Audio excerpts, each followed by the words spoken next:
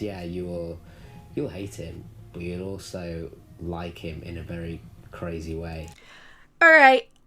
I think I figured out one of the many, many, many problems with this season of Doctor Who. I can never quite put my finger on what my issue with the Master was, and I think I figured it out.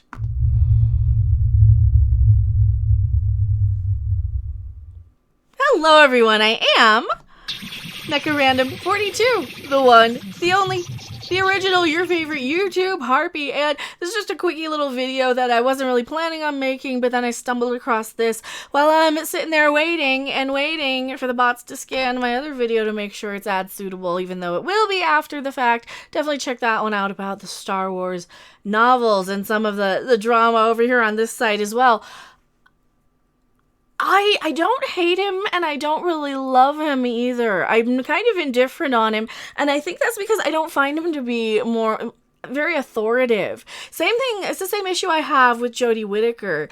This guy comes across as a little less threatening and intimidating than, I don't know, the showrunners and the executive producers behind the scene. When those people have much more booming, intimidating voices. That's just the thing. It's the voice for me. He doesn't have a very booming and intimidating voice. He reminds me of a lot of actors who, when they take off their character, their voices kind of lighten up, and they're very pleasant. I'm sure he's a very wonderful guy. I'm sure he's nice. I don't know anything about him personally, other than, he's a guy from the UK on the new Doctor Who show. So also, if you don't want any spoilers for tonight's episode, there's a couple of minor ones in this thread that we might see.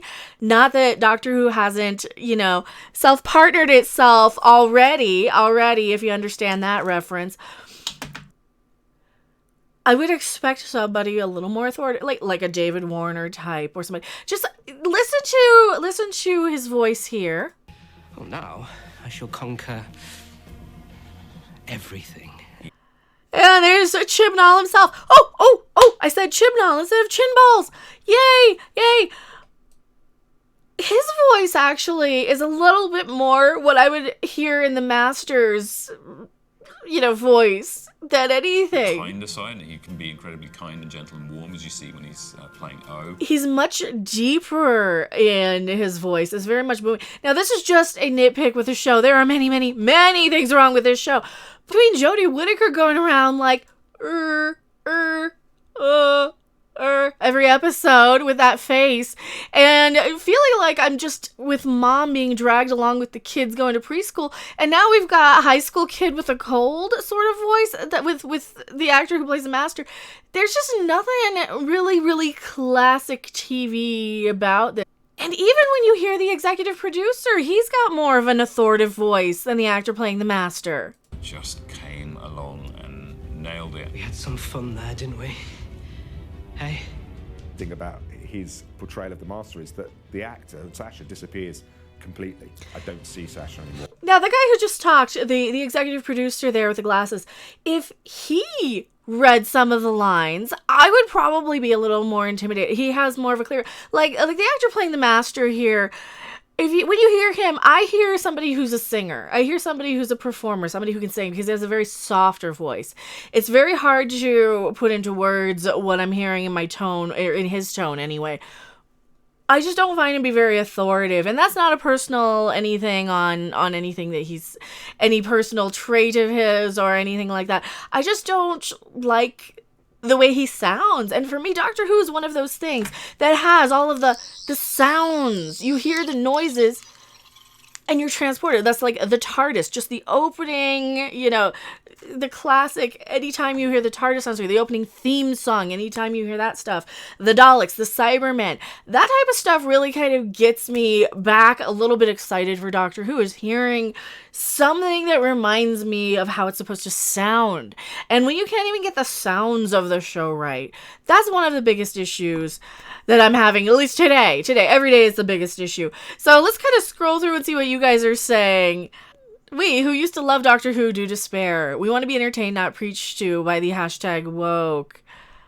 50 plus years down the drain. Oh yeah, see, and I've seen a little bit about what's going to happen on this episode.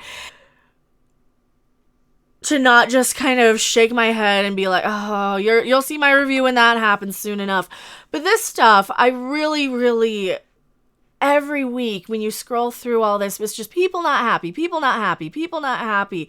And it gets kind of tiresome. I don't know why they can't just fix it. You would think they would, especially with the ratings being as crap as they are. Now, of course, wrong one. Well, so here we go. Shout out to Ghost Worlds TV here for sending this over. We can see how it kind of picked up a little, the ratings. Now, this is according to the Doctor Who Guide and Statistics Program Guide.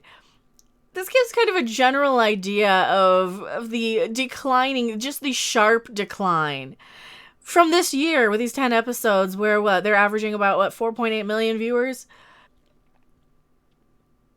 When you are doing such a wonderful job, you would see the ratings increase. You would have word of mouth saying, oh, no, it's really, really good now. Oh, it's really great.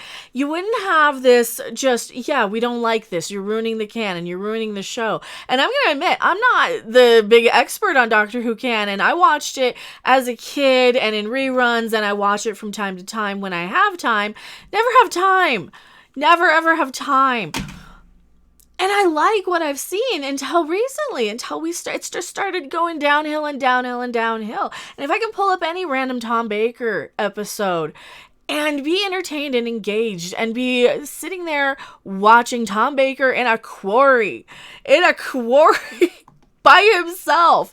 And I'm more interested in everything that's happening there because A, you can see it from the lighting. You're not stuck with all of the, here we go, boom. You're not stuck with all this green screen work like they have here. Is it this one? It's this one. Yay. You're not stuck with all the green screen work. And here, they even show a little bit of the Doctor and the Master working off of the green screen in this promotion just for a split second. Here we go. It feels so, I know it's fake, but it feels even faker than fake. Just that they're sitting there in front of a green screen. Like, that's why the lighting's crap, because they got to adjust it after the fact so you don't see all the green reflecting back off of them. Crack a smile.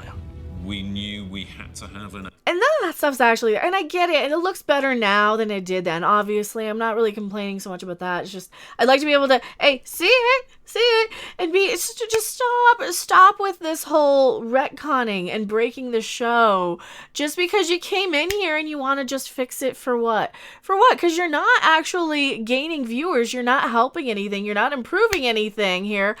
Look at this. 2010, 10 million viewers, 8 million, 7, 8. It was holding strong in 2010. Now, this was what, around the Matt Smith era? I'm trying to remember what year Matt Smith, because I know when I went to the UK, Matt Smith was still on in 2014, or he was like just wrapping up, or is that Capaldi? Wow, I can talk today. That's not a good thing. I don't remember it being this abysmal. I remember, you kind of watch here and there. So 2015, it dipped down to about 6 million. And it's, when you see the fours, you got to figure, okay, 4.8 is in 1987. 4.87 million. Now we're down to what, 4.80 according to this site? I think this is a huge issue. And if they can't fix this, then I don't know. I mean, I don't have a whole lot of hope for next season. I don't see a lot of people really caring enough to come back next season because this is going to be the season finale coming on. So how many people are even going to care next season? Because if you look at when it came back for the New Year's special, because as you remember, they didn't have any ideas for a Christmas special. They flat out said, oh, no, we're not doing Christmas specials anymore. We don't have ideas for them. We can't think of stories. And they went with a New Year's special instead. You would think more people would come back for it, but no, it's just more of the same. A lot of people tuned in, and then they're like, you know what? Screw this. We're out of here. I don't want to see any more of this. And they missed and skipped over the second part of the season intro. The season intro, did I say finale? They skipped over from Spyfall Part 1. Spyfall. We'll just call it Spyfall from now on. Spyfall Part 1 had ratings tank for the second episode. People usually want to see how something ends. I guess people don't care how things end anymore because we're so busy being used to J.J. Abrams and his mystery box, to buying a million video games that we never finish because we don't have time, to just dropping series after a while. Yeah, I think they don't care anymore. Tell me what you guys think in the comment section below. I am MechaRandom42, and I'll see you guys later. Bye. Thanks for watching. If you liked it, make sure to hit that like button. And if you want to see more, don't forget to subscribe. See you in the next video. Bye.